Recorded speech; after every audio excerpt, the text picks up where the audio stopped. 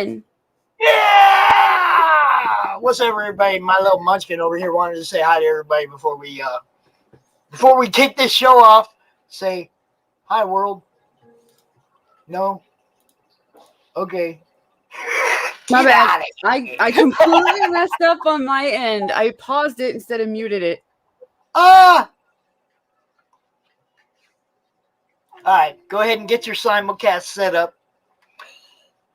What? I'm on a completely different thing. What is happening right now? you're having what I had last week. We are learning to simulcast, y'all. It's a testy subject. What can I do for you? Are you out? Say bye, everybody. No? Put my phone down. You are such a bad kid sometimes. Leave Grandpa's phone alone. There we go. Whoopsies. All right. Well, now it's working. Are we rolling? All right. So tonight, our guest for tonight is the creator of Heelturn #1, and his name is Will Peden, and we're going to bring him out and let him introduce himself, and then I'm going to let Piper talk all kinds of trash to him. No. How you doing, Will? Oh, doing pretty good. Got a sick kid trying to take care of, so I'll be back and forth on the video, but I'll be here the whole time. No problem. There we go. So, how you doing, sir? Doing pretty good. Just trying to push through, slowly into the dead zone, hitting the halfway point today, which works out perfectly on the campaign, and we're just shy of halfway point on the actual total. So I'm right there. I'm hoping by the end of the show I might be able to push right over that halfway point. Well, I personally am a huge fan of the concept. I'm a huge fan of the art. I'm a huge fan of the story, and I'm a huge fan of one of them covers. That's just because you're drawn in on it. Yeah, it is. But I mean, it looked awesome. You showed me that little thing. I was like, man, that's me in the crowd, and I've been in that crowd before. So, you know, it fits. It works. For me personally. So, Piper, why don't you go ahead and introduce yourself, tell everybody who you are, and why you're here, while I share this out to like 1 million places real quick. Oh, I was about to do the same thing. Dang. No. All right, so I'm Piper. Successfully funded Peregrine and Monica, editor on a few other books, and writer, and basically like Jill of all trades when it comes to like comic books. Is this comic books and the crowdfunding process? Yeah, I think that's the easiest way to put that. And I'm sorry, I will be turning my head from time to time, and it's not me being mean. It's because I have my chat is over here behind me. We are simulcasting so that this show is not only on my channel, but it's also on The Adventures of Piper on YouTube, so that we're reaching 2 separate audiences and doing the best we can to make sure this thing goes out everywhere. Nice. You know? So that's what we do. We make sure people see it. Yeah, I'm probably going to be picking Piper's brain after the show, because I've watched the last week's one of these, and that was my introduction to Piper. Honestly, I hadn't found her before that, but then again, I've expanded my indie knowledge of comics a lot more than I thought I had prior to launching. Right. It's definitely a learning curve. I definitely wanted to pick her brain when I asked her if she would be our co-host, because she does wear a lot of hats when it comes to what she does in comics, you know, and not only that, but with podcasting and everything else, editing, the whole list. Promotion, yeah, like a little bit of everything. She can definitely ask, you know, just like with my previous show with Rich, I want somebody out here that can ask the more in-depth questions, because I'm just a fan. When it comes to flatting and laying out and all, I don't know crap about none of that. So, you know, I need somebody up here that asks the right questions. And Piper was a perfect candidate. perfect candidate. I have a blast doing this show, and looking forward to doing many, many, many more of them, no doubt. What did I do? I do not want to mess this up. I like this because Timothy Olsen says no, she wears a lot of wigs, which is funny because I was about to say, and sometimes fluffy ears. So you do wear the fluffy ears. There's no doubt about that. Starting to get some people popping into the chat, and I know there's people watching on Piper's channel too. Just want to say hi to everybody. Thanks for tuning in, and give a little love to our guest here, Mr. Peden. This book, Heelturn, Pro Wrestling. Come on, you got a serial killer that's a pro wrestler. You just can't beat the combination. Will, what created this guy, man? Honestly, it was just my behind the scenes in professional wrestling, and then appreciate it, and then my love of horror.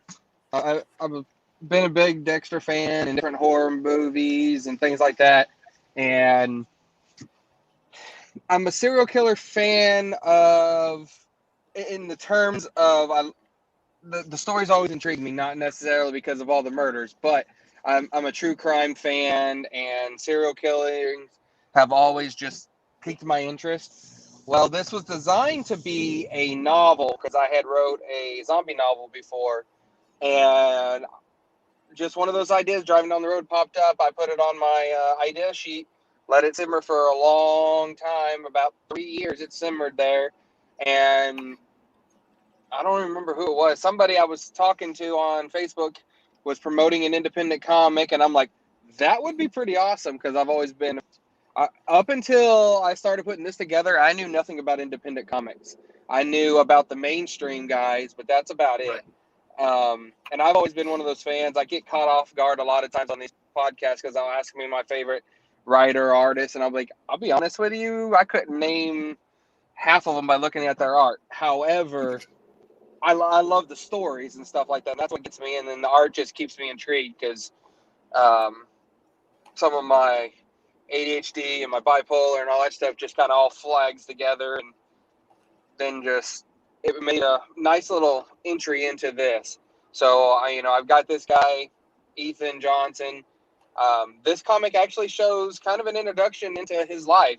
I mean, you see him at work. You see how he interacts with his co-workers. You see him at home in his home life. You see him behind the scenes and wrestling. And then you obviously are going to see a murder scene or two because that's just his thing. Right. I've already got script 2 pretty much written down. It's simmering in the background right now. I'm going to go back and edit some more.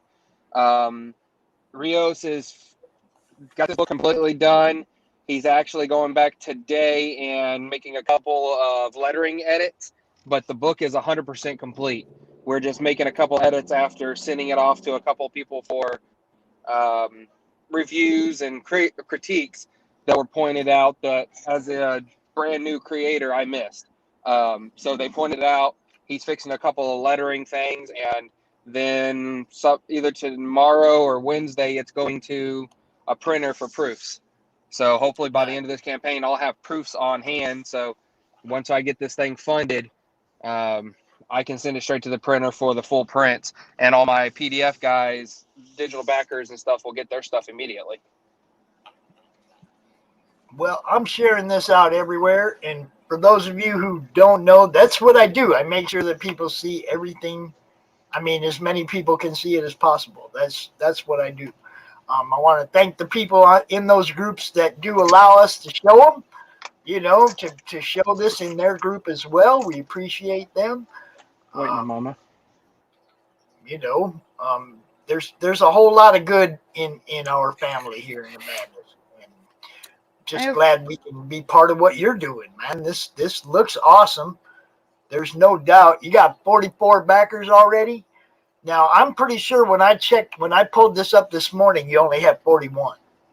Yeah, I went through, I've made a couple of shares, and I actually did a new update today. Hold on just one. Free Range Human says the sales pitch for the comic seems pretty cool. Actually, he likes the idea. I do too. Like, yeah, dude, I've liked it since I first saw it. I was like, dang, that's a great concept. but the second, like I didn't see it till you sent it to me, but I was like, shoot, I even love the title for this. It's just perfect. Like, yeah, the title. There are so many wrestling fans in our group too. I mean, I really want to make sure that people see this and get a chance to get behind it. It's awesome. That title actually just came to me one day. I had a no really working title. When I did the script, it was unknown title. I mean, straight up what it was for the longest time. And then I actually asked a couple of my buddies that are independent wrestlers. I was like, hey, I got this concept. Here's the pitch for it. What do you think a cool name would be? And then some people were throwing different ideas. I threw a couple of mine in there. And then we kind of narrowed down to like Heelturn Wrestling, different things like that. Doing some research. Then we came up with Heelturn. We went through several different logo ideas as well. And that double E right there is synonymous, or if I could say the word. The double E is his actual wrestling gimmick logo for Ethan Edwards. So, it kind of plays into the title of everything. But like I was saying a few minutes ago, this morning I added a new reward tier, or 2 new reward tiers and a add-on option for my digital backers. So if you're already a backer, if you're not, I actually was able to get several independent comic creators to give me various digital PDFs of their comics. Usually it's number ones. Some of them gave me multiples of their series. So at the $15 level, you can you get Heelturn number 1 and your choice of 6 out of the list. And then for $30, you can have the complete collection plus Heelturn number 1, all digital. And there's probably close to 15 titles. I got a couple more I need to add, but as of right now, I think there's really close to 15 titles for just digital full comics. And then as an add-on, if you're already backing me and you just like the digital comics, $25, you get a little bit of discount. You can go on there, and I can't remember if I said it for 20, 25. Go on there, add that to your package, and you get all the digital comics on top of whatever reward level you already chose. So that's helped me out a little bit today, too, since I released that. Nice. Dude, it looks like you're getting it figured out, man. I'm looking forward to where this ends up. Is this a one shot? Are you going to carry this out for a while? What's the plan? It's a 7-book series. I've already got the general plot line for each book laid out. I've got the whole story arc from each book from beginning to end. Each book, I've got a general synopsis of what's going to happen, and then I'm going through and writing the scripts. The way I personally write my scripts, I write a synopsis of what's going to happen in the book, and then I go through and I do a page by page what needs to happen on each page. And then I will go back and start writing a script from there. So I kind of have an idea of what needs to happen on each page. Sometimes I need to break it up into more pages. This one, being a first comic, I have learned a lot. I gave this script, it was 22 pages. I gave it to Rios. He started drawing it. He did his thing. We actually wound up adding 2 more pages, so it's 24 pages plus cover. And we just kind of learned from there, working together. My next script, that's why I've had to go back and I've already edited it 3 times because of things I'm learning off of this one by getting the final product ready to print. So it's been a learning curve, to say the least, including the Kickstarter itself. But I think we're gonna make it by the end of it. I have no doubt in that. It's just a matter of getting it out there and being on all these shows. Yeah, we're definitely gonna get you. We're definitely gonna get you out there and get you seen, bro, because that's what we do. This is the cover that I'm looking forward to getting. I'm not on this particular one yet, but I will be, just so y'all know. Nice. This is the cover. There's quite a few other people that have found their way, friends of Will's or friends of the project that have also found their way onto this cover, correct? Yes, sir. We actually had a contest during the pre-launch that we had a couple of people that were able to win their way on there. They're already drawn into there.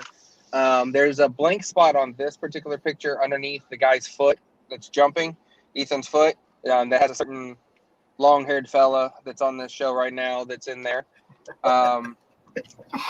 And the reason this is partially colored at the moment. Jeremy Kahn from Silverline, he does a lot of work with Silverline. He's coloring this particular cover for us. Rios drew it, but we kind of did the base colors and some of the rendering. But obviously, without everybody in the crowd, we can't finish it. But this is the only thing that's not going to be 100% done by the time the campaign's done. We have also went ahead. We've got a couple reward levels where you can have your likeness drawn into the crowd. I've also added on as an add-on feature. So if you want to do one of the lesser things, but you still want yourself in the crowd, just go on the add-ons and add yourself. It's we're limited it down to 20 people that can add themselves without having to choose the reward level with that in there. So, I mean, you could definitely still see yourself on the cover. We've got plenty of them. It's going to be a Kickstarter exclusive cover. You're not getting it unless you back the Kickstarter. So, whenever we move over to Indiegogo, that cover is gone after this campaign. Now, for my friends who like to be drawn into books as an actual character and a recurring character, this is the one for you right here. The Agency. You get to be a main character in the series. And wow, man, that's like debuting in book 2 and continue until the end of the series in book 7. So if you're one of them guys, that's for you right there. There's also one right above that called The Victim, where you actually can be the victim in book 2. And William Pace is trying to convince somebody to buy it and make you the victim there, Pops, in books 2. He's trying to get somebody to buy it and make me the victim. Yeah, he mentioned, he's like, it'd be really cool to make Pops the victim and, the murder victim in the book 2. I was like, well, somebody they're going to drag me up out the crowd and kill me? What? Hey, I'll do whatever I have to. We might just sneak in and during the middle of a Con and get you. Dude, that's crazy. That's crazy talk, but I like it. Piper, I know you have questions. Honestly, he's doing really good. I am not as good at Kickstarter as Indiegogo because I don't personally like how they take the funds on Kickstarter, so I don't normally do Kickstarter in general. It is good to do a campaign on both, I think, because people do have do have like strict preferences of how they like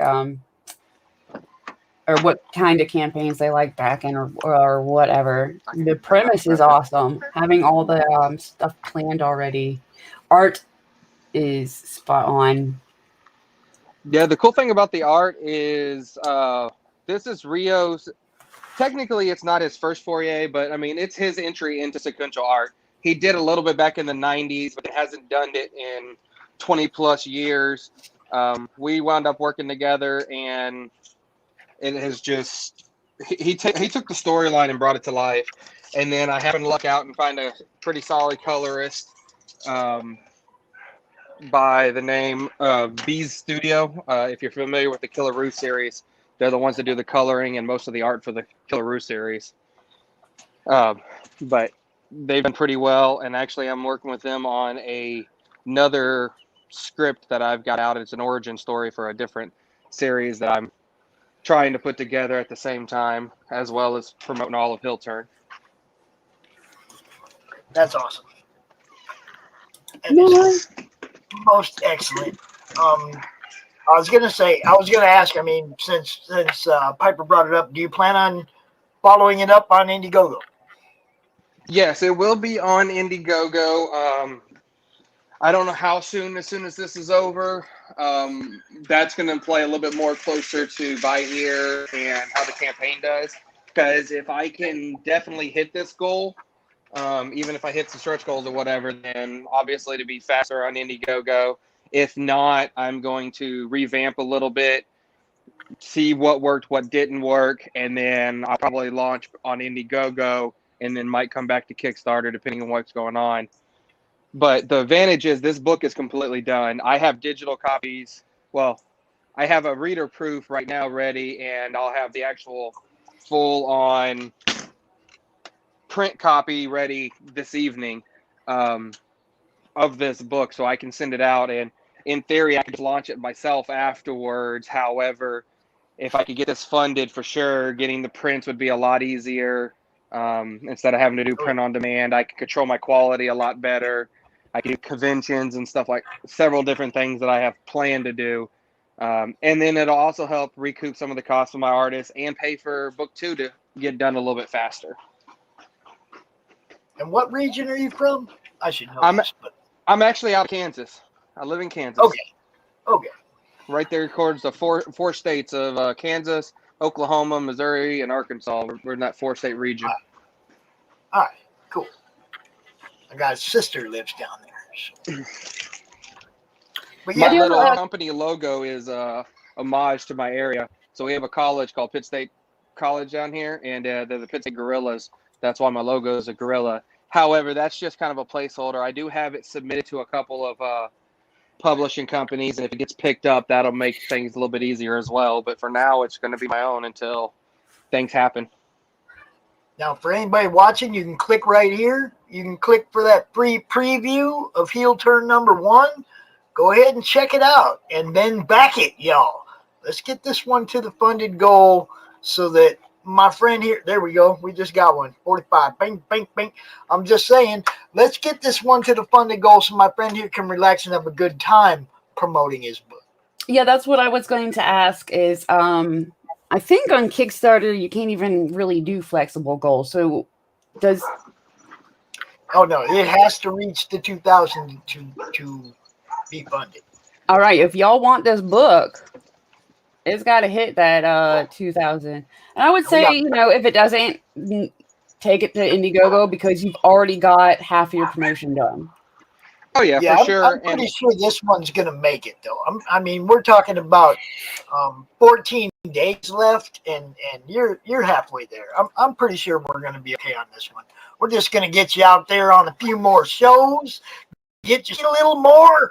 That's how we do it, And I've been getting. You're in the middle of your campaign, and you got 4 new backers today. And you're in the middle of your campaign. Usually people don't pick up a lot of backers in the middle of their campaign. And sometimes they don't pick up, especially don't pick up multiple backers on a day in the middle of their campaign. Some people go 3, 4, 5 days in a row, don't get nothing in the middle of their campaign.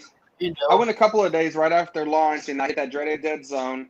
I actually signed up for Tyler's comic launches Patreon and read a bunch of things there and learned a lot. Listened to some podcasts, met a couple of other creators that have been giving me loads of information. Mr. Fish from Mr. Fish's Comics, Fish Lee. I've got the boys from the Yule campaign, which that's their first campaign, but they're killing it over there.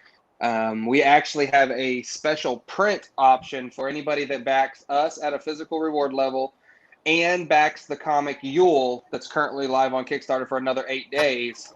You back them at a print level, you will get that print right there. It's a crossover print drawn by Rios himself, colored by Yule's artist, Joel. And, I mean, that's free to anybody that backs both campaigns at a print level or higher. Our closest physical reward level is sitting at $20, which still is not bad to get a couple different prints and things like that.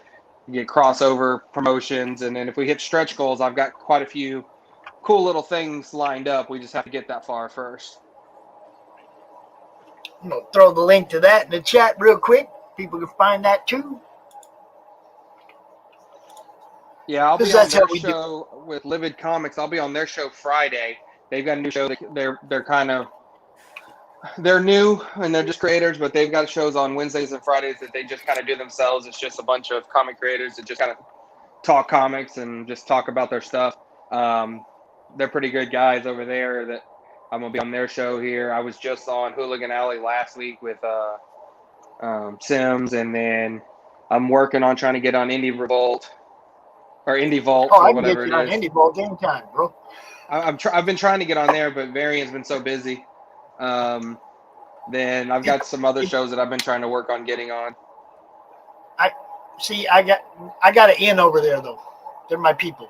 Okay, so we talked to Nita, we talked to Meredith. They're kind of the ones that are more or less in charge of the social media aspect over there now. So those girls over at Actually Raging are the ones you want to talk to. So your most recent backer was Lug Nuts. In memory of Mr. Mr. Wonderful. I don't want to say it all cute. Paul Orndorff. I don't know. Paul Orndorff. And I was about to say he was a legend professional wrestler, died today. I was about to say, like, that's one that was just Mr. Wonderful, Paul Orndorff. He was a big in the 60s, 70s, a little bit in the 80s, but definitely big 60s, 70s wrestler. That's probably why he's under my like back when of him. And I'm gonna catch crap because I know it's not fake, but back with the so-called fanboys and stuff called it fake, where it wasn't fake wrestling, even though it's always been the exact same stuff. It just wasn't as social media and internet wasn't obviously there during that time frame, so you couldn't see behind the scenes as much. Yeah. And then you got somebody like me that comes and just draws behind the scenes straight out in the middle of a comic. So I might have some wrestling fans that are not a big fan of that, but then again, I'm gonna have others that are loving the fact because I've been behind the scenes myself doing different stuff for the National Wrestling Alliance and other independent wrestlers in the past that I've actually been behind the scenes. I know how it works, and I kind of added that into the comic so that people that don't necessarily get to see this behind the scenes or have seen it will, have that connection there. Plus, it's obviously glorified a little bit better. It's a comic. You can't just have all the boring stuff in there. Yeah. But in the next, I can go ahead and tell you in book 2, there is a friend of mine that's a local independent wrestler that is actually going to be a wrestling star in book 2. So we're definitely the victim in this one is actually one of my good friends. His name's Lee. He's actually the victim. Writing this, I randomly decided to call him up one day and asked if I could brutally murder him. With no introduction, I just called him and said, "Hey, can I brutally murder you?" And he was like, "Sure," and then asked why. That's when you know you got some good friends out there. They just, "Oh, sure, you can kill me. I don't care." Right. Yeah. I'm rolling in here from the collector aspect again. Okay, here you are. You're a little kid, and you're at the wrestling show, the indie wrestling show, and you got the collector's card, and you get dude's autograph, and a few years later, he turns out to be a serial killer. What's that card worth? Yeah, you can never tell. Well, the cool thing is, one of my reward levels, and their add-ons as well, is you can actually get I've got 2 trading cards out. One is Ethan Johnson, the serial killer, and then one is the Archangel of Extreme, Ethan Edwards, the actual professional wrestler. So you can go ahead and collect that card and see how much it's worth at the end of the series. There you go.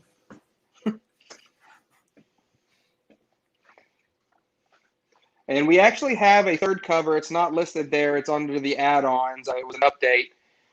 It's an add-on only cover. It may become a variant on Indiegogo. We're not entirely sure. But the Kickstarter exclusive poster that is under the rewards right there at the top right corner, that poster right there, we have the digital sketch because this comic was entirely drawn digital. Book 2 is going to be actual pen and paper drawn by the same guy. But this time it was a first working relationship together. His entry into comics, it was easier for digital side. So that right there, the sketch cover, it's on one of the updates you can actually look at, is going to be a variant cover option as an add-on only if you're interested in those different type of covers. Nice. That was a very good idea. I've got a lot of add-ons, not necessarily we've got several rewards, and I have a lot of them. I try to do package deals, so you save some money by doing the package. But at the same time, if you're like me, you can't necessarily afford $60, $80, $100 for a reward package, but you could turn around and do 40, get the $20 print plus a $20 shirt or a couple other things, and you kind of build your own package, so to speak. So when I was creating this, that's my thought process on it. I was like, well, I want to try to hit that every price point average on there. Yeah, something for everybody, Mm-hmm. whatever they're working with. And surprisingly, with international shipping being as high as it is, we've actually gotten a print level fan from Germany that's already bought on. So Nice. on print levels, which is actually kind of nice. So I know it's going to make itself international right off the bat, outside of just digital. So now this thing is going to end before CromCon. Yes, it's going to end on your Monday Night Madness show. Yeah, which night? I'm trying to figure out. The 26th. 26th. Okay. I think I actually have it scheduled. When I scheduled the end time, I believe it was on your old time, so it actually might technically end during this show, because I believe I have it scheduled for 6:30. I'd have to double check, but I believe it's 6:30 Eastern is the actual end time on the 26th. Okay, we might have to revisit you that night. Well, and that's the thing is, when I scheduled this, you hadn't had this new show announced yet when I launched, but I love the new show. I mean, it gives all of us brand new creators and stuff like that. I'm willing to come on here and do a countdown show again on that one, since it's still my first one. It'll be the very end. Unfortunately, I can't change the times on it because Kickstarter don't let you do that. But I have a feeling it's going to make its funding goal, and I'm hoping it'll hit some of these stretch goals, because I got some cool ideas. I've actually talked with a company where we can make custom turnbuckle pads. Oh, nice. Oh, now you're talking about stuff nobody's got. That's cool, dude. Yeah, and these are going to be merchandise items that I'm going to be offering after we finish and we get everything done and fulfilled. I'm going to be building an online store on top of things that I'm going to have at my convention. These are merchandise items. So we got turnbuckle pads. Now, look, if you're going to go that far, you might as well make us some masks, dude. I've already got it in the works. I've got a goal in mind where I can actually, everybody that backs would get one if I hit a certain goal. But that's going to be a stretch goal for sure. Yeah. But that is a nice looking mask. That is a nice looking mask. I like that. I actually have a professional mask maker. He makes independent professional wrestling masks. He's going to wind up making me a TV quality mask for display purposes, and then we're going to have what they call them kids, or it's usually for the kids, but it's also it's a lesser quality material, but it's designed to be played. It's more durable, but it's designed to be played with instead of. It may not look good on TV, but I mean it's durable. The kids can play with it. You can wear it as a fan. It's a one size fits all. I've got that. And then y'all will probably remember Wrestling Buddies. Back in the day, you had the little stuffed professional wrestlers that you could beat up. It was right after the Stretch Armstrong time frame, but wrestling kind of made their own version without making it stretch. The NWO did a lot of that. I'm actually going to make some with Ethan's character for sure. Nice. Oh, that's cool. Yeah, I've got several merchandise ideas. A lot of that I can't necessarily add to the Kickstarter because I want to leave some stuff for shows and things like that. So I kind of got a super chat the way I've been doing them. From Fruit Human, he says, "Can you tell Heel that his story is legit amazing and he seems way prepared in advance and makes a professional impression, and ask how you would die if you die in his story. Asking that last part for a friend. Totally. Thanks, y'all." How do you die? The thing with Ethan is you never know. It's not the same way. This particular one... If you bought that tier, can you have some kind of input into how you get offed? To an extent, yes. I've got a general way he does things, what Right. sets him off, things like that, his mentality. However, the weapon of choice is usually pretty different, but it's also usually something that is common, readily available, weapon of opportunity style weapons. For instance, this one, and it's not giving away anything because you can see the variant cover, you can see the reward level. The murder weapon in this one is a meat tenderizer. There is a couple of higher levels where you can actually get a engraved wooden meat tenderizer that's limited edition numbered. If you back certain levels are higher, there's only going to be 15 of them made. But it's a meat tenderizer that's just like the one that he uses in the story. There you go. There you go. Tell your friend he can be killed with a meat tenderizer. You can be killed with almost anything, a weapon of opportunity. If you read you go to my website, or actually there's a link inside the description on Kickstarter as well for the free number 0 origin story. It's a mini, I think it's like 8-page black and white. It's Ethan's very first human kill. It's what started the serial killing. You go back and you kind of see what happened, why he becomes the serial killer that you're going to follow in this series. Dude, I love it. And the weapon of opportunity there was just a standard propane explosion in a house trailer. You know, I spent my day worrying about that today. We bought a new stove, and the guys came and put the new stove in, and I was sitting down here the whole time going, ducking away from the smelling, kitchen. You know? Constantly smelling to see if you smell it. I was just like, man, one spark, boom, there goes my comic collection. Oh, yeah, But I have sure. in this apartment, I have a crappy ancient like gas stove. And I hate it because it makes me so nervous because I'm jumpy like that too. Like I've seen the news. Like Yeah, and Yeah. one of the cool things is, like, for this story, one of the scenes, if you actually scroll up to the very top, it's a big banner that says free preview. If you download that, that's the first 8 pages of the comic. It's a 24-page comic. That's the first 6 or 8 pages. I can't remember off the top of my head. I think it's 6 pages plus the cover and the information. But it's the first 6 pages of this actual comic. And on one of the final scenes is a flashback scene for Ethan.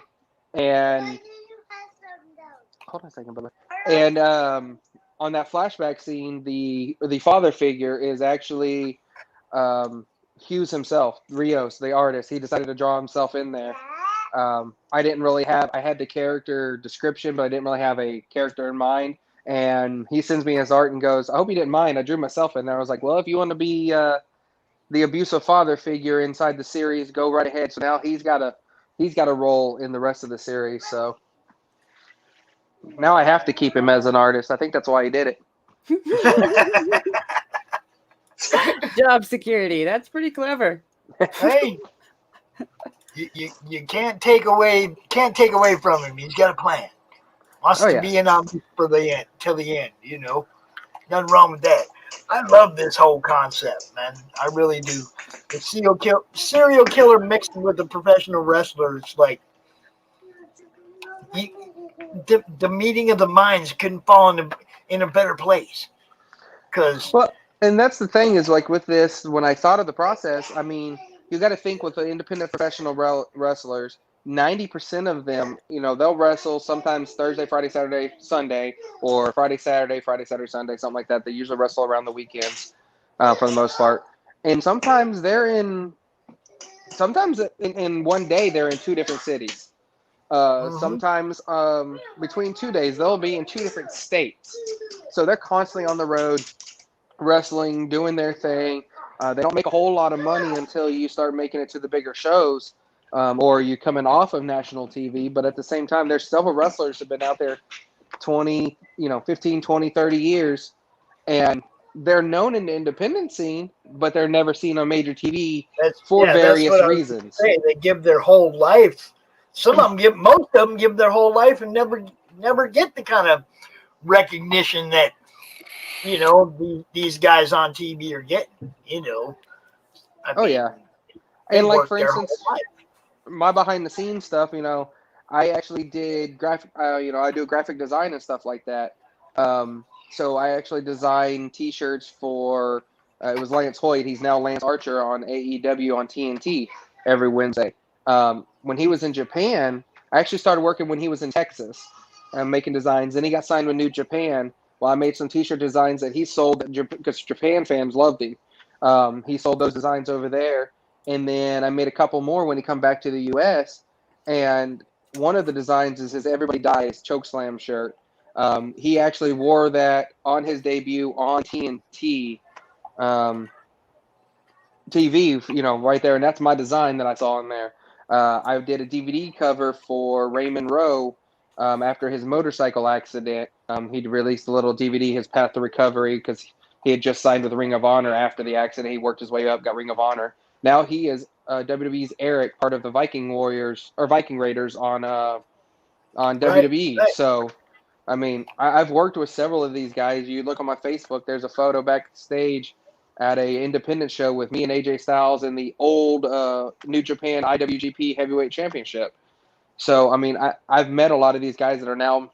It's taken them a while to get on TV, but they're made it. And some of these guys have been wrestling 15, 20 years, and they're just now making it on national TV. Yep. Damn. So can I tease the people with a little bit of that download? I want to make them go look at all of it, but I want to show them the first 2 pages.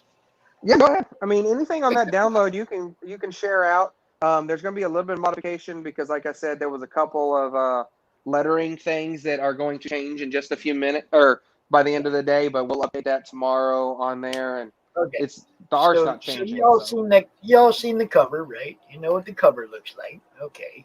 And you got a little credits page here. Okay. I want to show you the next 2 pages, but if you want to see the rest of this promo, you're going to have to come look at it yourself.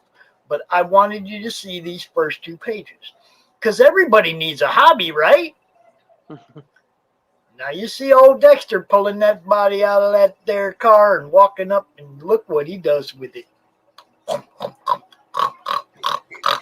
And he just looks happy as could be. Thank you, my friends. Till next time. You want to see the rest of that, you got to go there and look at it yourselves, y'all. But man, that looks awesome. But unfortunately, when you go and look at it yourself, the sound effects will not be included. Yeah. Although I might have to contact Pops for some random sound effects to add on in my next video. I can. Hey, look. If there's anybody out there that can voice over a pig, I'm your guy. Well, I do a lot of TikTok, so I can definitely add that in there. No problem. I love doing that kind of stuff. I ain't gonna lie. Any way I can be involved in what you guys are doing because I'm not a creator. This whole thing for me has been like a huge. You ever encounter something that you didn't know should have been on your bucket list?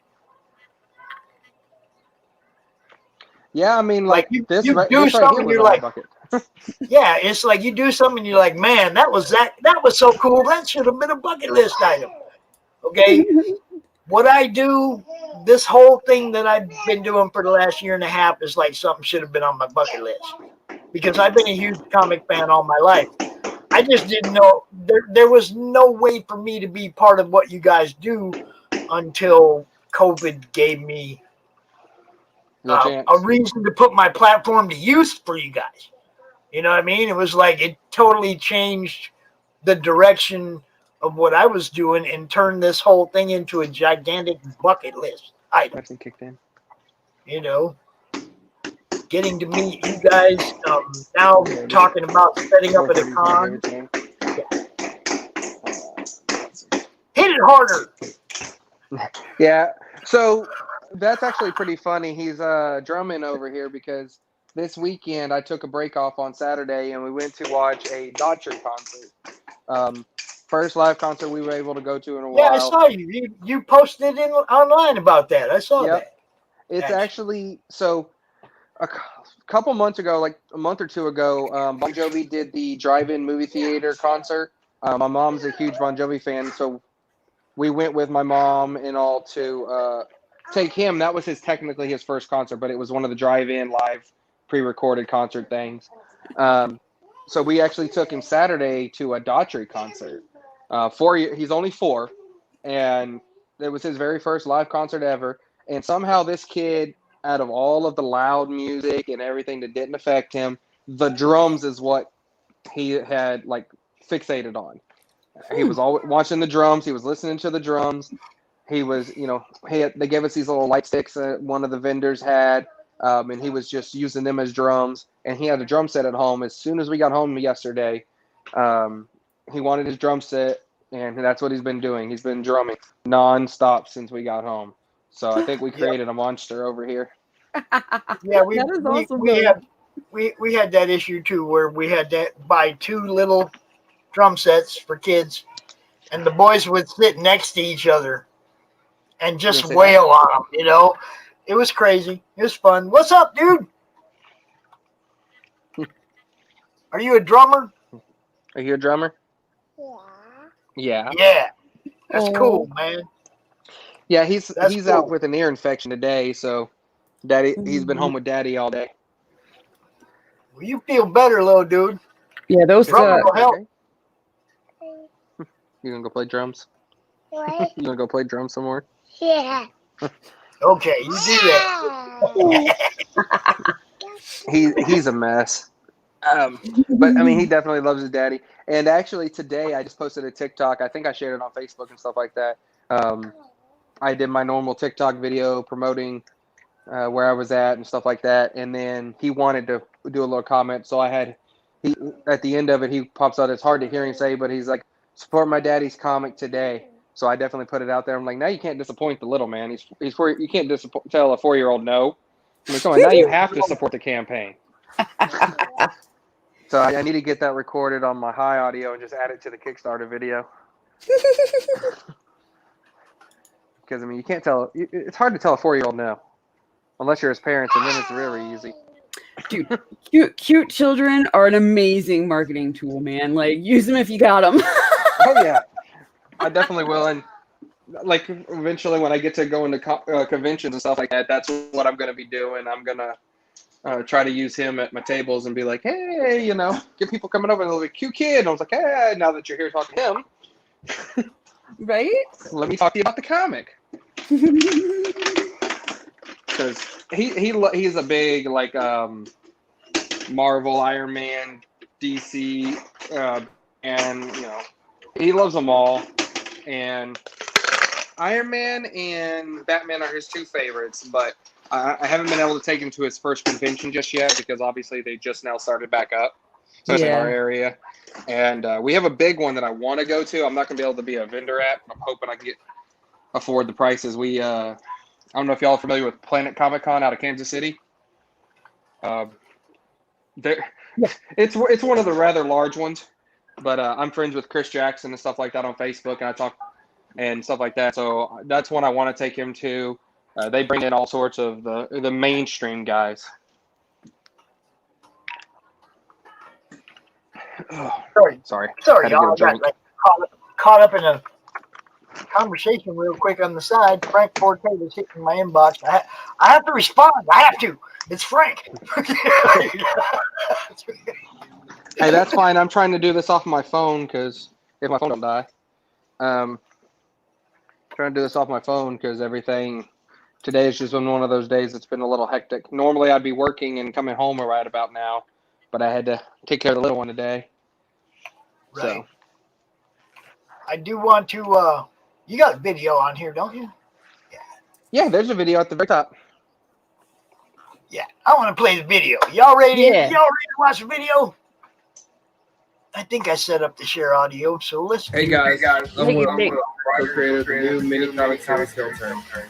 Heelturn is about the life of a guy named Ethan Johnson. Ethan works a 9-to-5 job just like everybody else, but on the weekends, he puts a mask on and he entertains his fans as the archangel of extreme, Ethan Edwards, an independent professional wrestler. But the side that people don't know about Ethan is truly a sadistic serial killer. Hey, everybody reads a hobby, right?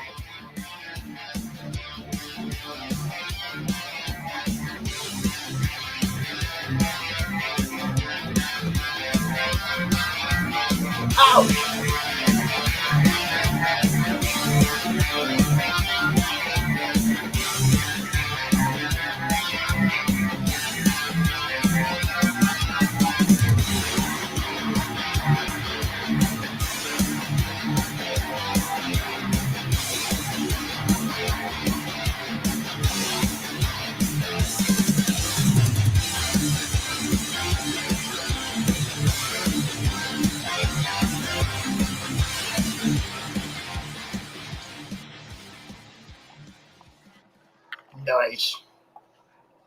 And if Nice. if it was a real video, it would be that would be his theme song if it was a real wrestler. Nice. That is so. So he's got entrance music. Yep. That's why when I found the music, I definitely had to make sure. When I was looking for the music, I needed something that would fit with the story, but also that would fit with his character. If he were to have real entrance music for a real match, so that's one of the reasons when I settled, figured out and found that song and got the rights to it that I wanted. I was like, well, this would be, if he was in a real match, this would be the song he came out to. Yeah, we got a lot of people over there in Piper's chat watching. I want to say, hey, to the memes of destruction, free range human, Mata New. There's a few people over there watching, commenting, and I'm not seeing it over here, so I can't throw it up on the screen. But I've been. Don't worry. I was just gonna say next week when we're over there on Piper's channel, you guys can all watch on my channel.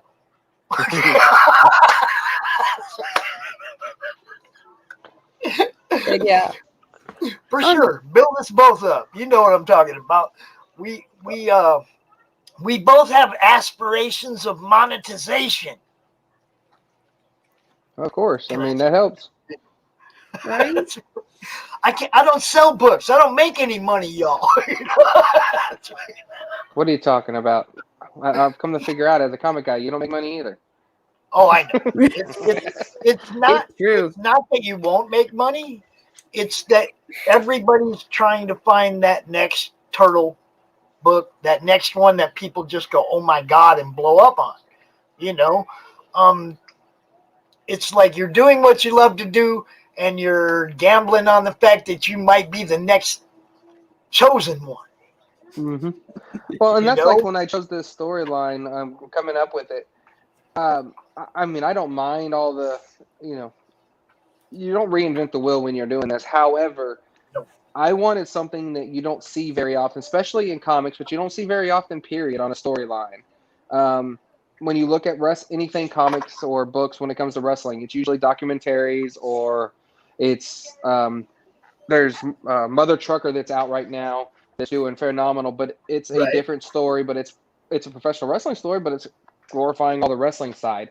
Mine shows you the trials and tribulations of the character, not just the wrestling aspect, but his life outside of wrestling, his life inside the ring, behind the scenes, at work, how he has to handle all these different stuff, while also knowing that he's a sadistic serial killer and trying not to go to jail for it. So I know that he's supposed to be a sadistic serial killer, but is he killing people that kind of like morally gray people would think deserved it or something? He kills people that he feels have wronged him in some sort of way. Okay. Now, your everyday person, for instance, in this particular one, the thing that makes him want to kill the victim in this one, your average person would look at it and go, okay, that's a little overboard. I mean, just kind of tone it down a notch.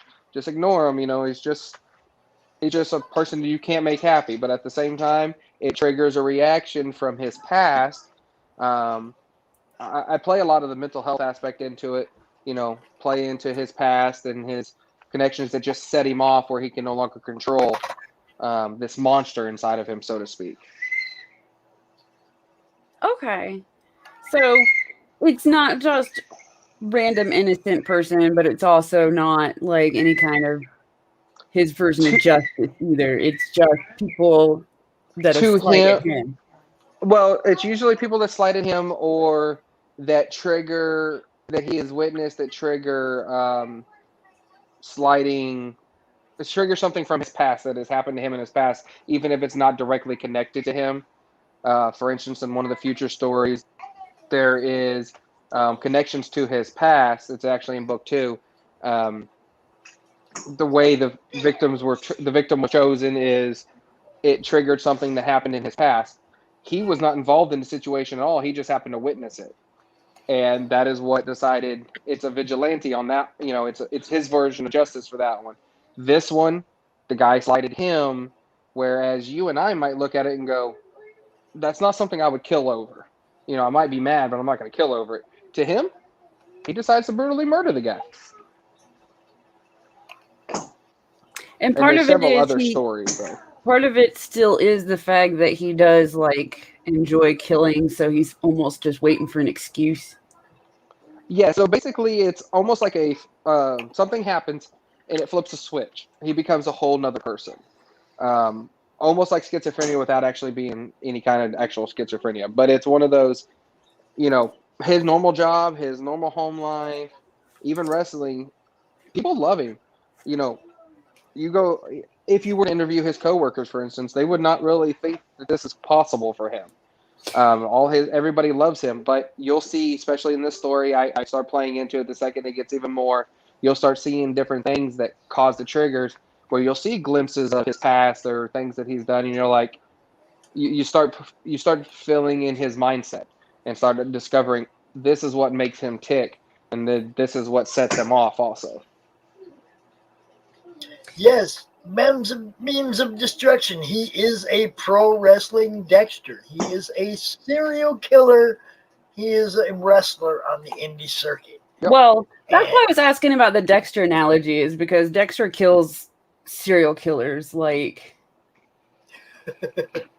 that's his vigilante justice kind of dealio that he is doing. That's why I was asking for more in-depth. Like, is he going after like people that are hurting people and stopping them by killing them horribly, or no? To him, he is killing people that he deems have wronged him, that should have been there. The Dexter analogy is more for the styles of killings. If you watch the way that he does the killings and stuff like that, if you're a Dexter fan, you'll definitely see the homages to him. There's definitely a lot of Dexter-esque styles when it comes to his killings, or his disposals, or different things like that. As for the mindset itself, it's just him and his mentality. He thinks that the person deserves this vigilante justice, whether or not the normal world would. yeah, sometimes it's just, well, in most cases, it's technically selfish vigilante justice, Yes. but it's justice to him. Yeah, for sure. And, if he had, a great lawyer, he probably could get away with half the stuff that he does. However, you need a really expensive lawyer, and he's an indie wrestler, so that's not happening. It's like being an indie comic guy. You ain't affording it. Yep. But that is something always interesting about serial killers. Like, I got super fascinated with them for a good chunk, and then read everything I could get a hold of, and then kind of, I don't know, moved on to be completely obsessed with something else. But I do like the true crime stuff, and I don't know, like, because I had a whole phase where I was just completely obsessed with alien conspiracies, and then I went to just super obsessed with like the inner workings of serial killers. And one thing that blew my mind was like pretty much everyone was, huge family person. Like, they were beyond normal. They were like super normal to everybody else. Like, most of them, if you ask their neighbors and stuff, they're like, that came out of left field for all of us. Like, we had no idea he was capable, kind of thing. I always thought that was when neat. I was researching this, like, for instance, the BTK killer? He was actually from my area, and he was caught in Wichita, but like he was born and raised in the area that I live in, or born in the area that I live in. And so, looking at his, like, most of the time, with the exception of his killings, it caught everybody completely off guard that he was capable of doing something like this. but obviously he was, and that's the way it goes for most of them. And Yeah. throughout my whole, I've already got the ending already laid out and ready to go. So this story starts it, and then throughout the rest of the series, since it's only going to be a 7-book series, there is a defined ending on how everything goes together, and it'll tie in the entire series together. However, I did leave an opening for potential spinoffs depending on how well the series goes, but there is not, as of right now, no planned spinoffs on anything. But I've learned one thing with comics in general. Certain character, and even in novels, certain characters resonate with people and they just fall in love with the character, and then sometimes you just have to put a story out for that character. Yep. So I have a feeling my agency character is going to be one of those characters that people are going to start really liking as a character, because he's going to be a main character starting in book 2. But obviously we got to get this intro story out. Yeah. It's kind of going to be like that guy's going to be the heel of the story when he comes after the hero. Yeah, so basically you're following the villain, and the agent is going to be the hero, but this whole story is from the villain point of view, so to speak. Yeah, but see, most of these people are going to love the villain, and the hero is going to be the anti. Nobody's going to want the agency guy to capture our hero, our and that's wrestler. The reason I wrote it like this is because my plan is you're going to love Ethan. You're not going to want to see him get caught. You don't want to see anything happen to him. But if you got this cop that's technically he's supposed to be the good guy in a normal real world situation, he would be the good guy. However, you're going to be rooting against him. So yes, I'm already rooting against him. I'm already rooting against him. I don't even know who he's going to be yet. That's what I'm saying. It's like Heelturn kind of has another heel turn. Mm-hmm. If you know what I mean. It's like, like you're going to have to decide who you... gimmick. Yeah. His wrestling persona gimmick, he is a face. He is the good guy. Kids love him. Fans love him. He's the good guy in the ring. But obviously, there are certain things that happen outside that in a real world situation, he would not be the good guy. So I'm hoping by, you read this, you get into the second one, the story starts connecting a lot more, and you start seeing, and eventually the heel becomes the face. Even though he's a serial killer, you become the oxymoron of becoming a fan of a serial killer. You start rooting for him to get away with everything.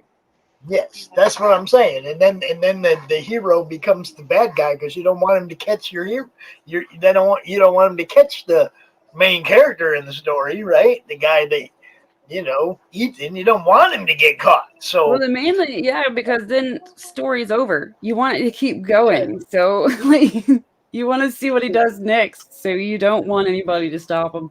Yeah. Well, I can tell you, your agency guy. We're not going to be rooting for him.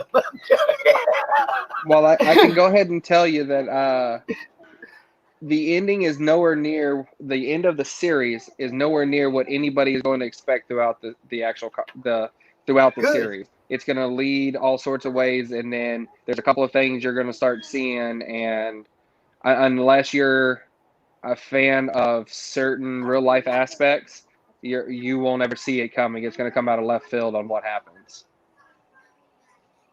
I've already got the ending of the series already wrote, and then book 2's wrote. I don't have anything in between yet, but I've got the ending already written, and then the beginning's written. So now I just got to fill it and connect the dots. And that's kind of the fun part, because that's where you can sit there and issue by issue go, oh, well, if this happens here, mm-hmm. then that was my big thing when I did this. Is I actually wrote. It was kind of backwards. I wrote my kind of general synopsis down, but I wrote the very ending, like the actual last 3 pages of the series are done. Now there might be a couple of changes by the end, but the last 3 pages of the series on how it ends,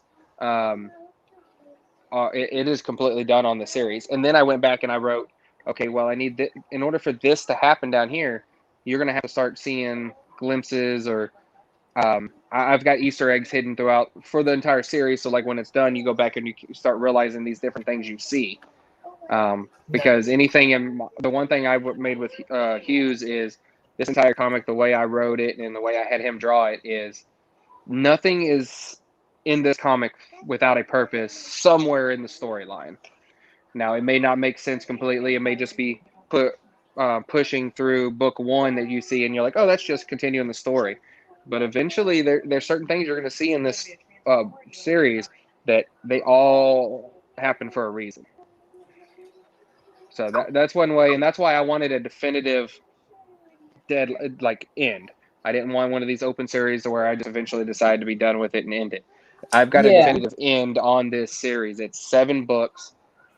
If it spins off, that's a different story. But this one's 7 books. There is an ending written, and it will end at 7. It's just a matter of how long it takes me to get to 7. I would really love for a fan-created character like your agency guy to become so popular that you have to write a spin-off on your agency character guy. That a fan's likeness or whatever becomes popular enough that you have to write a spin-off about him. That would be cool as hell. The agent's description, like his character description, his demeanor, his character description, things like that. I designed it throughout the series for that purpose of if there's a spinoff, it's going to be telling either his story or telling how he connects the dots and, how he's doing different stuff on, trying to figure out who the serial killer is and how to capture him and all this. So I built it that way. It can be it could be a whole separate series on its own. It's just I don't want to commit to that until I know for a fact this one is complete. I'm telling you, I already see two titles running together. One guy trying not to get caught, and the other guy trying to catch him. And that's why, that reward level for the agency is so important. Yeah, it's I think that's like $700. I think is what I said, or some right around that ballpark. It's a little high. However, the potential you're going to be seen in the rest of the series, period. Right. And then the potential for future is definitely there. So you could be, in your own series, so to speak, and all spin off of a character because it happens all the time. And that was why when I designed this and started writing it, that was my plan. But I want to get this one funded, get it printed so I can start paying everybody for number 2 and get it drawn so that way when it goes Kickstarter, it's ready and just keep the ball rolling. Because my goal is to have these come out on a pretty consistent basis. I mean, it's going to be a couple months in between, obviously, but I don't want you to have to wait a year for the next book. I don't want this series to take 7 years to complete. So, we have, couple dozen podcasters in the group.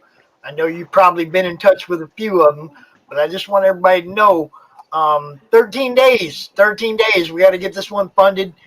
All of you podcasters, my friends that do shows, get a hold of Will, see if you can get him out there, even if it's just, for a few minutes. Eyes on the prize, y'all. You know how we do this. Yeah, and even if I can't necessarily do it, here lately, Rios has been started to go on some shows here and there. So even if I'm not available, I might be able to get my artist who did all the art. Obviously, he knows the story from what he's read so far on Script 1. Right. He knows the general synopsis of the series. But and then there's other times that we're trying to do a lot of shows together, too. So that way you get both sides, the art side and the writer side.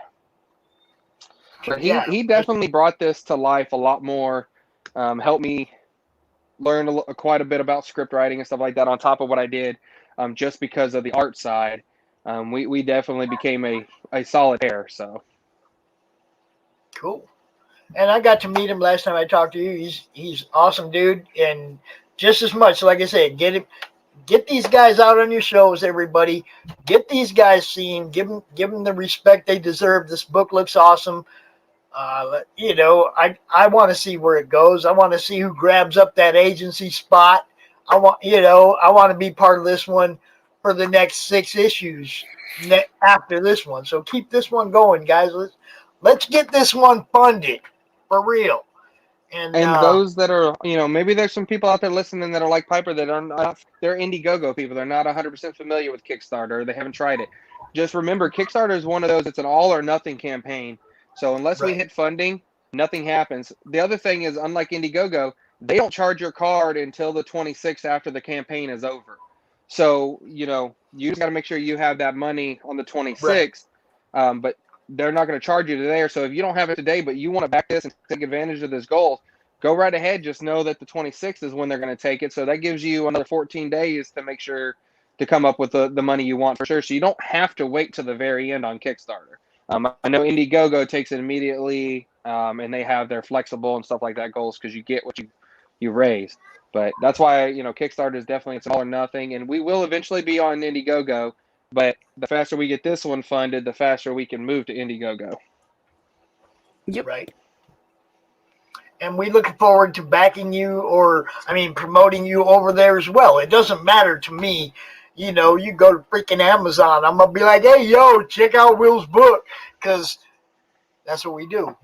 We just want you guys we just want eyes on your project. As many as we can get. And that means getting you on as many shows as possible, sharing it out to as many groups as possible, doing, what we do all day. Piper's an awesome part of this. She has a huge channel. We're going to get you seen, man. That's what we do. And then we're going to tell everybody we know, hey, put dude on your show. That's what we do, Oh, yeah. And just remember, even if you already backed it, or if for some reason you can't financially back it, just remember, all you have to do is share it out. Maybe you can't, or you don't want to, or maybe you have some friends that you think would be, you're not a big wrestling fan, but maybe you got friends that are. Share it out there, share it to them, tag them, share it in groups. You can find us on TikTok, Facebook, Twitter, Instagram, all at Heelturn Comic. You can tag us. We'll share it out. We'll share your stuff out. Message us. We'll talk to you. We ain't got no problem with it. We're not scared. And then, right there on Kickstarter, he's got the link in the tag. I've got a shortcut of ink.pub/Heelturn or kickstarter.heelturncomic.com. We have our website up. It just needs a little updating, which is, I got to have time. All right, brother. It's been great talking to you. Piper, you got anything else you want to drop on this, man? No, I'm just really rooting for this to hit. And he covered something I was gonna say, which is just for some people, you backing now and knowing when to have the money later works. Mm-hmm. That's the thing that I personally don't like about Kickstarter, which is why I'm more of an Indiegogo person. Like I'm no good at remembering when somebody's when it's going to hit the card, or no way of knowing if there's going to be money on the card that day. So usually if I do back a Kickstarter, it's on the last day, because then I know what I have. Oh, yeah, for sure. But, I don't really preference it, because I never know. I never know. You might not, you might do good on Kickstarter and then for some reason never go to Indiegogo. And if I wait, I might not get it. Yeah. Okay. So, and I'm that first print, first edition guy. If it came out on Kickstarter first, I want that first print with that first, the first time that thing saw print, because that's the collector in me, the fan in me. So, and for us, personally, I've never really backed anything on Indiegogo. I followed them and stuff like that. I usually, hopefully, comes to Kickstarter. That's just who I have always been. I've not really backed on Indiegogo. I've not really looked at them too much until recently, to be honest with you. But it's definitely a great platform. Kickstarter, if you go up there, I think I'm up to just shy of 40 different campaigns that I back. They gave me a super backer reward the other day because I've backed so much, and my wife's going to kill me if she ever looks at my bank account for it. But that's why she's in the other room when I said that. Looking over your shoulder like. I mean, she Making might sure- read she might read one of my scripts and make the murder scene come alive. He Yeah, does get away with it for a little while, so. My only other bit of advice would be to put the page count somewhere in the top in the introduction area, or Okay. even in the title almost. Because then when people start seeing numbers, because some will just scroll to they'll be like, I've already heard about this, or it's already interesting. They might look through the backer part or whatever The perks. rewards. Yeah, there we go. They might just scroll there. And so if you put how many pages they're looking at, then it makes the price proportionate in their head. Like they know. Right. Page count is important. It's Yeah. important. I'll definitely go back and add that in later on this afternoon for sure. Page count, and some people is even like the paper stock. They want to know what kind of stock you're using for a cover. Some people are kind of like crazy. They want to know everything about your book. So I was going to say those details are really good but towards the end. Yeah. Yeah, there is a section down at the bottom. I'm using Comic Wellspring. They are actually going to be our printer. And the comment section, I haven't gone into too much detail on that, but they are going to be our printer. I've already got that. And actually, I submitted the information earlier today, so hopefully on Wednesday's spotted through Comic Wellspring, we should be a featured ad coming up either this week or next week. So make sure you use that discount code down there for your Gemini mailers. Mm-hmm. Oh, 10% discount from our friends at IndieBolt. You know how that works. Oh yeah. I'm gonna start rolling through my own little banner ads real quick. You guys can keep talking. I just got to do my own thing here for a second. Oh, you're fine. I'm fixing to have to go anyway. The kid's hungry, so I have to get him some food here in just a few minutes. So, but yeah, find us on. You got suggestions? Anybody? Piper, I'll try to find you on Facebook and add you personally. I'm on Pops' page. He can introduce me if he needs to. But yeah, find us on Instagram. I've started using TikTok a lot, especially for my comic stuff. It's more comic stuff recently. When I first started, it was just me being goofy. So if you want to see that, and then I've got some axe throwing stuff on there because I do competitive axe throwing. But now it's turned into more of all my comic stuff, and it's actually turned into a decent platform. I followed Danny J. Quick's lead. There is, if you find it on there, it's pinned on our Facebook. There's a challenge. It's through TikTok / it's also backers, rewards, totals. So it's a fitness challenge where my fat ass is going to have to start doing some exercises if this thing gets funded. I got to ask. I have to ask now. Is Ethan going to kill anybody with a thrown axe? I mean, it's crossed my mind. I've got a scene where he stops. There's a scene with coworkers at at my local axe throwing place. That's actually going to be in book 2, but it's crossed my mind. I was going to say it's okay to draw yourself into your book. Oh yeah, I've got to draw myself in there every now and then, but nobody wants to see this all the time. That's why Ethan looks a little bit better than I do. Check it out, y'all. Kickstarter.heelturncomic.com. Hey, It looks awesome. Y'all need to check it out. There's the Kickstarter page. It's also Inked Pub, I think you said also, right? Yeah, ink.pub/Heelturn.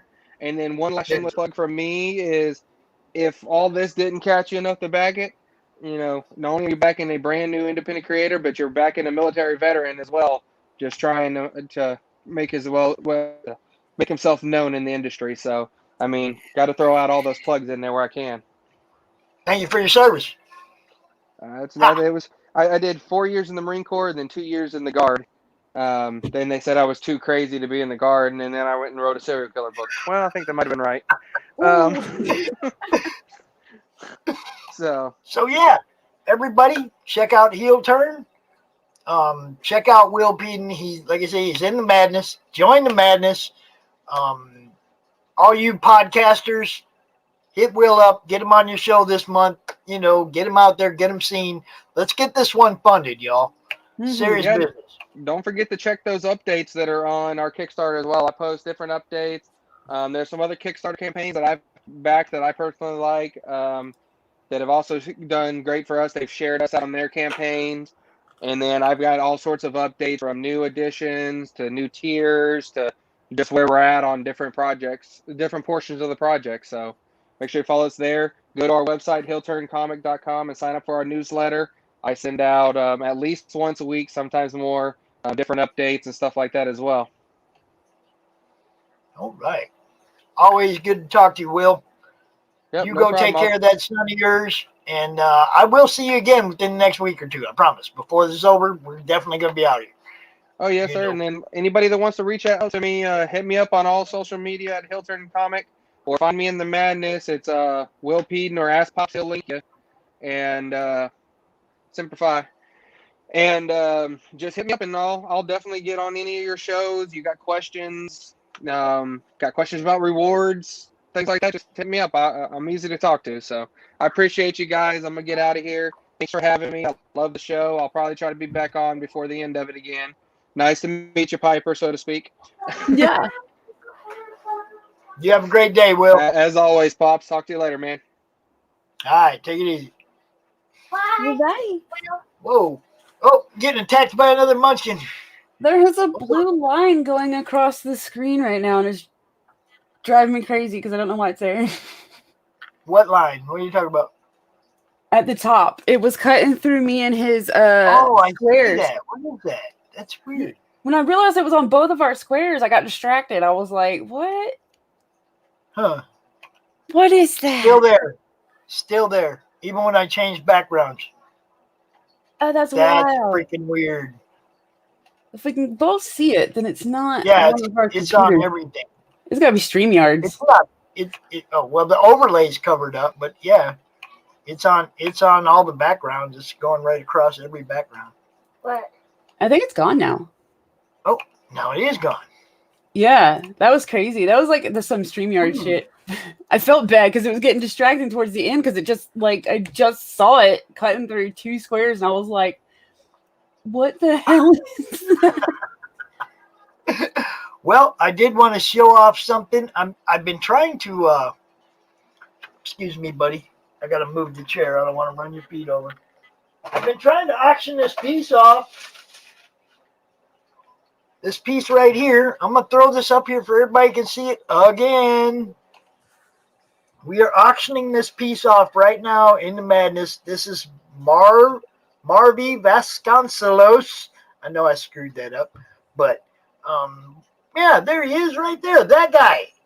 His art, okay? He just launched his book, The Sin Killer, which also I really want to get out here and cover.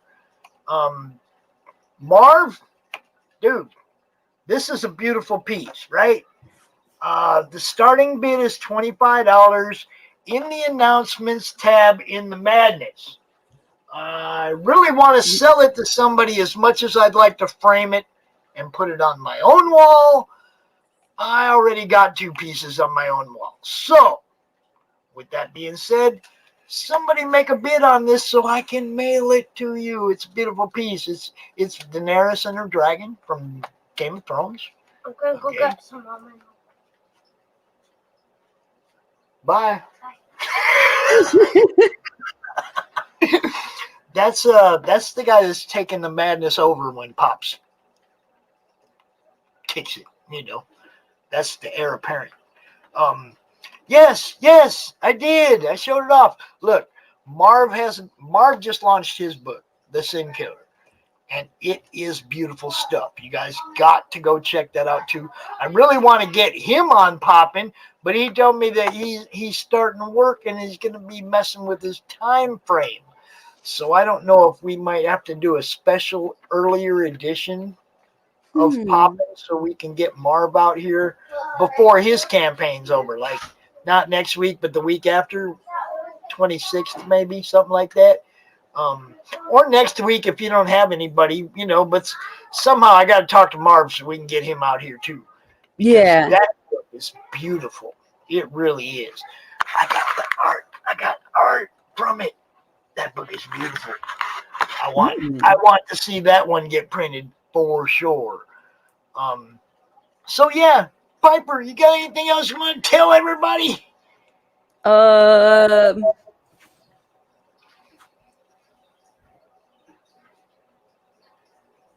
She's like, It's a Monday. That's so bad. It is very Monday over here. And I hear you. gray and rainy. So when it's like that, dude, I can't brain for nothing. Okay, well, go ahead and sponsor yourself. Well, don't forget to maybe go over and sub on my channel, Adventures of Piper. Hopefully my schedule will allow me to start putting actual video content over there one day. If you like video games, you might want to check out my Twitch channel that I'm starting to use again. I'm almost affiliate. That's at FizzGiggity. I'm at FizzGiggity on Twitter, and I'm also co-host on co-thingy, I guess, on Graded Point 5. That is a channel and a website and all sorts of stuff. Very comic pop culture. Gradedpoint5.com written out will get you to all the other Graded Point 5 stuff.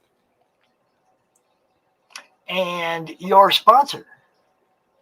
Fizz Juice. I mean, not Fizz Juice. Everybody just keeps calling it Fizz Juice. All right.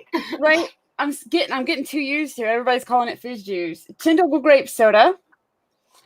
I have a special affiliate link. It's in the no, it's not. It's not in the description. Check them out anyway. They are. All right, we're gonna have to make sure I have those links for future shows. Yeah, so that I can make sure that goes in the description. Because yeah, I need to post it into. You're represented. I want to make sure you're represented. Your sponsor's represented. I'm gonna play my sponsor's spot on the way out. But I want to make sure that everybody gets all their words, man. Right. It's made with so link will be in both descriptions soon. The affiliate link, so I get credit. Made with real cane sugar, very tasty. If you're not into the sodas, I would still check out their site through the link that's coming. Because they have merch that's hilarious. And new flavor, I don't have a hold of it yet. Frutinari Punch, which is another play on I'm a punch guy, but I love grape. And I heard from somebody that this stuff tastes like the original Grape Crush from like way back in the day. So Piper, I need some. I'm just saying.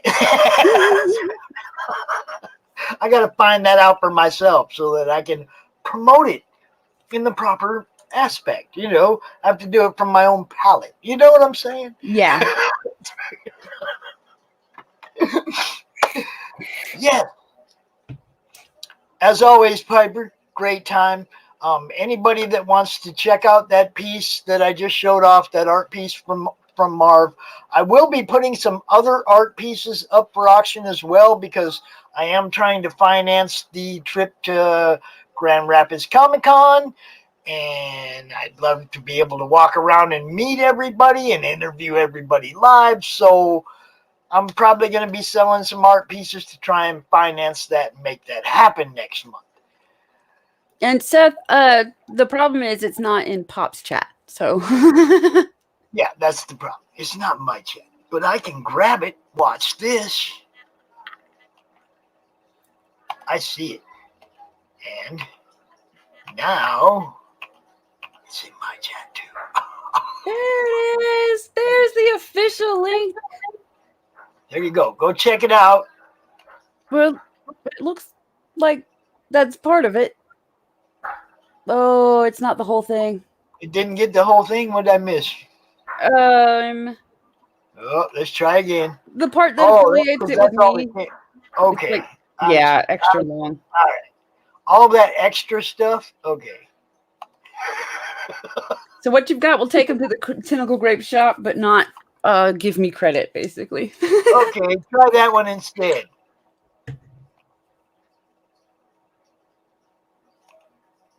Oh, and Seth put it up in there too, so there you go. Did he put it in yours? Oh, I'm not even getting it in mine yet. Jeez, there you go. Okay, the right one's there. Let me I was gonna say, because it looks like you posted it in mine. I did. But now I posted it in mine. There you go. All right. Okay. Joe I think it's in you're the right late. place. It's because I'm kind of watching your show and on YouTube, but have my StreamYard so I can catch all the comments. Yeah. I'm trying to watch both. You know, I don't like to leave fans out. I want everybody to know that we interact with them and what, you know. Joe Frago, what's happening? See, you got a whole bunch of people over on your side. Thank you, boss. This is a cool hat. This is Hat Club material. Y'all know what's up. Hat Club. Hat Club for everyone. Wooly! What's the Hat Club? Yeah. Hat Club is my particular branch of CG. Oh, it doesn't do the play on words though. That's Hat Group. No, hate group is Hat Club. We're not giving them any of the words they use against us. We're not a group. We're not a group. The whole reason we do that is to make it look like they misspelled it. You added an E for some reason. We're a hat group. Well, see, I'm a hat club because I don't want to. We're not a group. We don't have a leader. We don't have a Facebook page or Facebook group or a secret handshake or a place where we hang out. A group of people at a concert doesn't have a leader either. They're a group of people. We're a club. We're a club. A club, like a club implies the first rule of Hat Club is to talk about it. I don't want to be in no club because that implies memberships and rules and shit. Only if you make it that way. That's not the way I make it. Well, see, I'm gonna hang out with my group. I'm gonna hang out in my club, but we're all the same people. That's the cool part. That's the cool part. See, like I said, there's no secret handshake, none of that. We just all hang out and promote good stuff and create good stuff and rocking on with the BK Morris. What's up, Brian? He also is another awesome podcaster, does a morning show and a couple of evening shows. Good dude. Follow the rising tide. You'll see all kinds of awesome content. But yeah, it's all been good, Piper. Love talking to you. Love hanging out with you every week. It's always fun. I don't really have a whole lot left. Go check out the auction in the madness so that we can keep the lights on. And you know how we do it. CromCon at the end of the month. We'll keep doing this. Monday Madness, popping with Piper. We'll keep trying to get people out here and get them seen. That's what we do. Any last words? Bye-bye. That's how they do it, y'all. Peace out. I'm going to play my my sponsor spot on the way out. Probably end it out with CromCon. Hang out in its backstage for a minute. I want to talk to you, Pipe. Okay. Peace. There's a fly. Hello, my name is Dirk Hooper. I'm a comic artist and illustrator looking for work right now. I've been doing art professionally for well over 2 decades, and my art has been in 3 comics, several art books, novels, and magazines. And I've had work in galleries in the Netherlands, England, Belgium, China, and all over the United States. I offer comic-style illustrations, sequential art, and digital paintings on a wide variety of genres, including sci-fi, fantasy, gritty, noir stuff, and bad girls. You can find more about me and my work at Rainkin Studios. Contact me today to commission your custom artwork. Thank you.